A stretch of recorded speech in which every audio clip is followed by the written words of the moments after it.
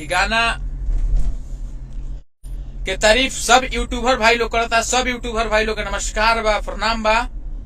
बहुत सारा यूट्यूबर भाई लोग कहता कि बोलत रहे कि हम प्रमोशन ना करे, तो बोले देखिए हमको दिल से लागेला, हम दिल के साफ आदमी है और रियलिटी बोली ले। हमरा बारे में से पता कर ले, हम केहू से कल चपट ना रखे, बहुत साधारण आदमी है और साधारण तरीका से रहे। हमरा जो दिल में आलो तुरंत बोल देनी, मुंह पर बोल देनी, लाइव में आके बोल दे।